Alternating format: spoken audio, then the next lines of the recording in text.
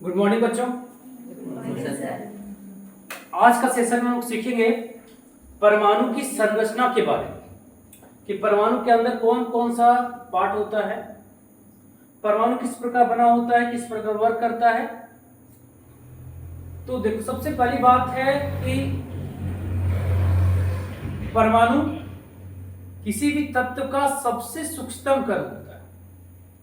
मतलब जिस प्रकार हमारी शरीर की सबसे पहली कोशिकाएं बनती है, कोशिकाओं से उत्तक बनता है, उत्तक से अंग बनता है, फिर अंगतंत्र बनता है, उसी प्रकार परमाणु से तत्व का निर्माण होता है। परमाणु से क्या निर्माण होता है? तत्व का।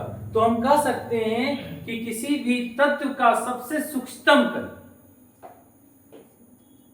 Smallest part of element is called atom. कहने का मतलब है कि किसी भी तत्व का सबसे सूक्ष्मतम कण परमाणु कहलाता है। जॉन डाल्टन ने तो यहां तक कह दिया कि परमाणु अविभाज्य कण, परमाणु अविभाज्य, जिसको और बांटा नहीं जा सकता। लेकिन ऐसा नहीं है, बाद के वैज्ञानिकों ने खोज निकाला कि परमाणु को भी हम बांट सकते हैं। ठीक है, तो सबसे शॉर्टली हम लोग यहां से कहेंगे कि परमाणु क्या है, तो किसी भी तत्व का सबसे सूक्ष्मतम कण है, किसी भी तत्व का सबसे, जो कभी भी स्वतंत्र अवस्था में नहीं रह सकती है, इंडिपेंडेंस फॉर्म में नहीं रह सकती है। अब देखो, परमाणु के बारे में सबसे पहले बताने का प्रयास किसने किया? तो आप पहले जानते हो कि जॉन डाल्टन ने किया था। और परमाणु की संरचना में चलेंगे, इसके बारे में प्रयास किसने किया सबसे पहले? ठीक है, तो सबसे पहले इसके बारे में बताने का प्रयास जे टॉमसन ने किया था। किसने किया था? उन्होंने इसका एक ऋणावेशित कण, जिसको इलेक्ट्रॉन कहा जाता है, की खोज की थी, है ना, जो परमाणु का एक अभिन्न अंग है। सेकंड, एक वैज्ञानिक थे जिसका नाम था गोल्डस्टीन ने केनाल रे को खोजा। बाद में उन्होंने इसको नाम प्रोटॉन दिया। और थर्ड पार्टिकल्स न्यूट्रॉन है, जिसका खोज उसके बाद के वैज्ञानिकों जैसे जेम्स चैडविक ने किया। तो हम कह सकते हैं कि परमाणु के 3 मौलिक कण होते हैं। There are 3 fundamental particles of an atom. कौन कौन सा? Electron, proton and neutron. Electron, proton और न्यूट्रॉन। अब देखो, इलेक्ट्रॉन का जो चार्ज होता है, आई मीन आवेश, वो होता है नेगेटिव। क्या होता है? नेगेटिव। और ये जो आप फिगर देख रहे हैं, परमाणु का फिगर है। परमाणु का फिगर राउंड माना जाता है, गोल माना जाता है। ठीक है, और जो एक इलेक्ट्रॉन है, इसके चारों ओर ऑर्बिट्स बने होते हैं, कक्षाएं बनी होती है। जैसे ये हो गया, बीच में आपका न्यूक्लियस हो गया, ये डार्क होता है, बिल्कुल सघन होता है। इसके बाद यहाँ ऑर्बिट्स बने होते हैं, कक्षाएं। इन कक्षाओं में क्या करता है? इलेक्ट्रॉन चक्कर काटते रहता है, घूमते रहता है। ठीक है, इसके बाद सेकंड पार्टिकल्स का प्रोटॉन हो गया और न्यूट्रॉन हो गया। तो प्रोटॉन और न्यूट्रॉन क्या करता है? ये जो इसका नाभिक होता है, इसका उसमें संग्रहित होता है प्रोटॉन और न्यूट्रॉन, और इलेक्ट्रॉन्स के चारों ओर चक्कर काटते रहता है। ठीक है, अब देखो, परमाणु से मिला है, परमाणु से बना है अणु। परमाणु जब मिला है बहुत सारा, तो क्या बना है? अणु। अब अणु से बना है तत्व, अणु से बना है तत्व। तो भाई, इस ब्रह्मांड का सबसे प्योर सब्सटेंस जो है वो है तत्व। क्या है? तत्व। अब तत्वों से यौगिक बनता है, बहुत सारे यौगिकों से कंपाउंड यानी मिश्रण बनता है। आप लोग चैप्टर 1 में स्टडी कर चुके हो ऑलरेडी, तत्व यौगिक मिश्रण के बारे में, है ना, एलिमेंट कंपाउंड एंड मिक्सचर के बारे में पढ़ चुके हो। ठीक है, हम लोग को यहाँ पर मेनली फोकस करना है परमाणु की संरचना के बारे में। ठीक है, तो इनके फंडामेंटल पार्टिकल्स और पार्टिकल्स का क्या चार्ज होता है, क्या आवेश होता है, इसको आपको याद रखना है। अब देखो, ये इलेक्ट्रॉन जो है, परमाणु के अंदर इलेक्ट्रॉन और प्रोटॉन दोनों की जो संख्या है इक्वल होती है। क्या होती है? इक्वल। लेकिन न्यूट्रॉन की जो संख्या होती है वह इलेक्ट्रॉन से अधिक भी हो सकती है, कम भी हो सकती है और बराबर भी हो सकती है।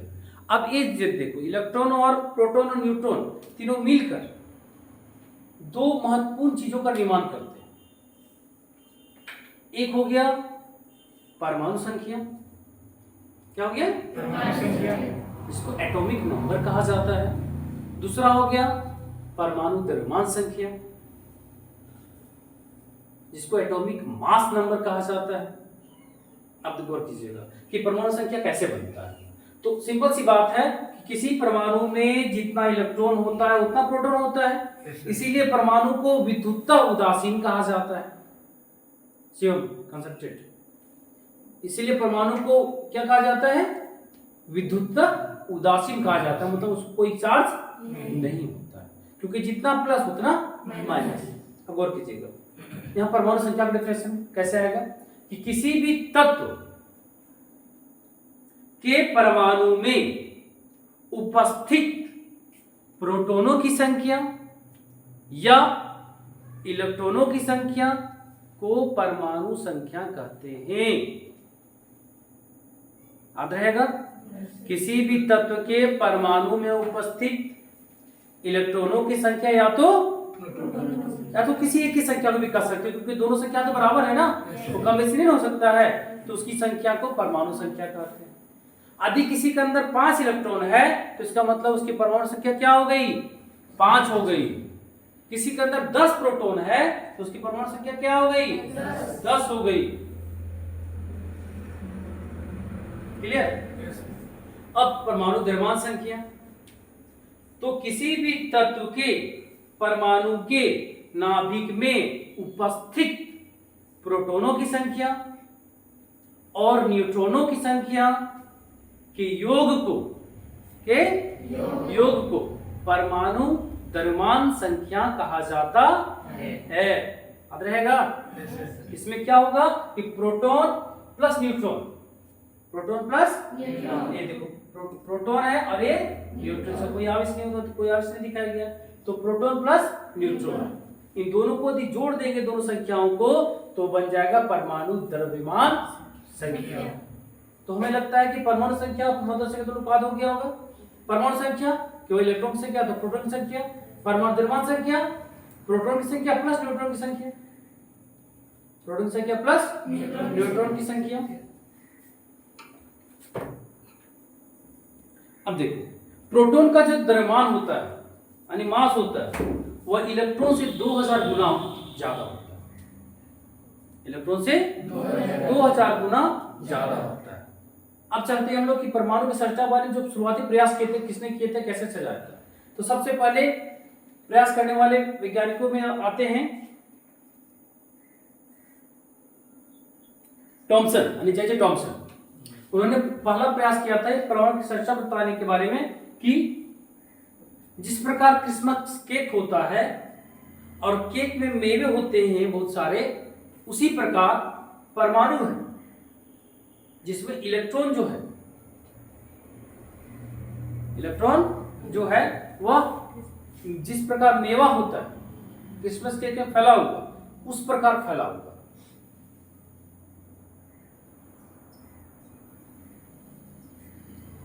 तो उन्होंने पूरा केक को मान लिया परमाणु, पूरा केक को मान लिया किसने? जे टॉमसन। किसने? जे टॉमसन। पहला प्रयास किया था इन्होंने परमाणु की संरचना के बारे में बताने का। पूरा केक को परमाणु मान लिया और पूरे केक में जो इतना क्रीम होता है वगैरह वगैरह उसको उन्होंने मान लिया धनावेशित कर, और जो मेवा होता है उसको उन्होंने मान लिया ऋणावेशित यानी इलेक्ट्रॉन मान लिया। क्या मान लिया? इलेक्ट्रॉन। उसी प्रकार एक और इन्होंने सिद्धांत दिया तरबूज के बारे में। किसके बारे में? तरबूज के बारे में कि तरबूज में पका हुआ तरबूज जिस पर लाल भाग होता है तो लाल भाग को उन्होंने मान लिया धनावेशित परमाणु, जो लाल था उसको धनावेशित, जो लाल भाग उसको, और जो बीज होता है उसको मान लिया उन्होंने ऋणावेशित कर। क्या मान लिया? लेकिन आगे आने वाले समय में जब नई नई चीजों की खोज होने लगी तो इनका दोनों सिद्धांत और दोनों बनाया हुआ थ्योरी गलत साबित हो गया। फिर परमाणु की संरचना इस प्रकार से नहीं होती है। इसके बाद प्रयास किया रदरफोर्ड। किसने प्रयास किया? जो 90% सक्सेस रेट, 10% में कुछ सीमाएं थी जो उन्होंने डिफाइन नहीं कर पाया तो इनका रूल असफल रहा। लेकिन इसी पर आगे बढ़कर नील्स बोर ने इनके खोजे के सिद्धांतों का विश्लेषण किया और सिद्धांत बनाया जो कि पूर्णतः मान्य है और अभी तक मान्य है। ठीक है, तो रदरफोर्ड ने क्या किया था? सोने की पतली पन्नी पर, सोने की सोना मतलब गोल्ड, अब गोल्ड ही क्यों लिया? क्योंकि गोल्ड कुछ अत्यधिक पतला किया सकता है, उसे ज्यादा पतला किसी भी मेटल को हम नहीं कर सकते। सोने की पतली पन्नी पर अल्फा कणों से प्रहार किया। किसे प्रहार किया? अब अल्फा कण क्या होता है? तो अल्फा कण वैसे कण हीलियम के कण होते हैं। किसे कण होते हैं? हीलियम के कण होते हैं। सोने की पतली पन्नी पर प्रहार किया। उन्होंने देखा कि जब गोल्ड के परमाणु पर प्रहार किया गया हीलियम कणों से तो अधिकांश अल्फा कण जो सीधे निकल गए, कुछ अल्फा कण छोटे कोण से टकराकर मुड़ गए, कुछ अल्फा कण बड़े कोण से टकराकर मुड़ गए। उन्होंने अंदाजा लगाया कि जो सीधे निकल गए तो उन्होंने अंदाजा लगाया कि परमाणु का अधिकांश भाग खाली होता है। कुछ छोटे कोण से मुड़े तो कुछ भाग सघन होता है, जो सघन भाग होता है वो नाभिक कहलाया। तो यहाँ पर उन्होंने नाभिक का सिद्धांत दिया। इसलिए कहा जाता है कि नाभिक का खोज करने का श्रेय किन्हें जाता है? रदरफोर्ड को जाता है। इन्होंने इसी को डिफाइन नहीं कर पाया। इन्होंने बताया कि इलेक्ट्रॉन जो है इसकी कक्षाओं में घूम रही है, तो घूमने से क्या होता है? किसी भी पार्टिकल की ऊर्जा घटता है और घटने से क्या होगा? एक समय आके टकरा जाएगा नाभिक से। कहाँ टकरा जाएगा? जब नाभिक से टकरा जाएगा तो परमाणु का अस्तित्व ही खत्म हो जाएगा। परमाणु का, लेकिन परमाणु का अस्तित्व तो है, जब परमाणु है तब तत्व है, तत्व है तो हम लोग सब है ना। तो यहाँ पर इसको डिफाइन नहीं कर सकते, इनका सिद्धांत गलत हुआ। इसके बाद विश्लेषण करने वाले थे अगला नील्स बोर। इसके बारे में आगे हम लोग फिर पढ़ेंगे। किसी कुछ क्वेश्चन पूछना है? Have you any question to ask from me? नहीं? Then I ask some questions. Study.